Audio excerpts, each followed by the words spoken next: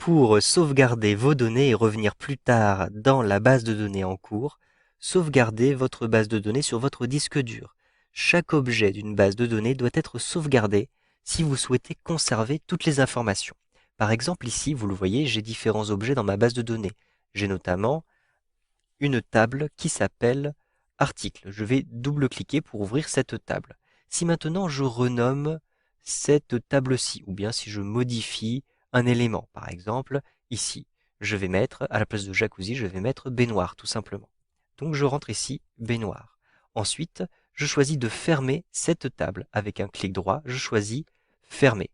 J'ai donc sauvegardé et fermé cette table, tout simplement. Si maintenant je clique tout en haut à droite pour fermer ma base de données, il ne me propose rien, il ne me demande pas si je souhaite enregistrer. En effet, il a sauvegardé automatiquement au moment où j'ai sauvegardé, au moment où j'ai fermé ma table.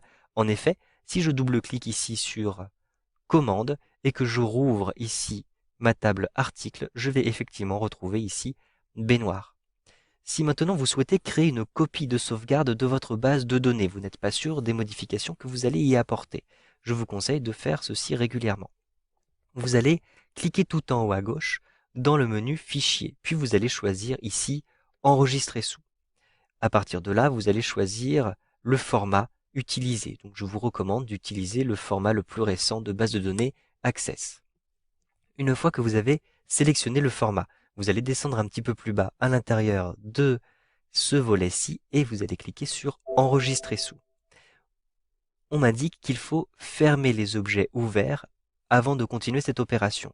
Donc, je vais choisir de fermer ces objets. En effet, j'ai ouvert une table, comme elle est restée ouverte, il y a des modifications qui ont pu être apportées à cette table-ci. Il faut donc fermer les différentes tables ouvertes avant de sauvegarder ou de créer une copie. Donc je clique ici sur oui, l'élément sera fermé et je vais pouvoir choisir l'emplacement et le nom de ma nouvelle base de données.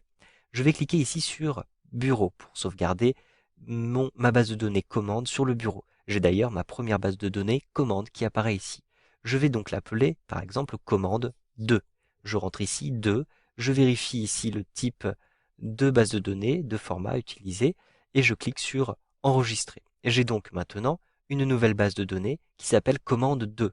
Je vais d'ailleurs ici activer le contenu et je vais par exemple renommer cette table avec un clic droit ici, puis renommer, je vais l'appeler article 2 tout simplement. Ensuite, j'enregistre simplement en cliquant sur enregistrer. Donc j'appuie sur la touche entrée pour valider le nom. Je peux modifier différents éléments. Par exemple, ici, je vais restituer jacuzzi, comme ceci. J'appuie sur la touche entrée et je vais enregistrer toutes les modifications. Pour les enregistrer, je peux effectuer un clic droit ici, puis cliquer sur enregistrer. Je peux aussi utiliser ici l'outil rapide, enregistrer, et j'ai un raccourci clavier CTRL plus S. Donc, j'ai ces différents choix. Je vais simplement cliquer ici et immédiatement, vous le voyez, les différents éléments ont été sauvegardés. Je peux maintenant fermer cette table-ci. J'ai donc une table article 2 avec jacuzzi à l'intérieur de ma base de données commande 2. Je peux fermer cette base de données comme ceci. Si je retrouve maintenant ma première base de données, commande 1, je double-clique dessus et je vais retrouver article. Donc il ne s'agit pas de article 2 mais bien de article 1. Et si je double-clique dessus, j'ai encore, ici, vous le voyez, l'article baignoire. Je ferme maintenant cette base de données et je retrouve ma base de données numéro 2. Je double-clique dessus et je vais retrouver les informations les plus récentes, article 2 et jacuzzi à cet endroit-ci. Donc vous le voyez, il est très important de sauvegarder les différentes données par élément, par table, puis de créer des copies de vos bases de données pour bien retenir, pour bien retrouver toutes les informations les plus récentes dans vos bases de données avec Access 2013.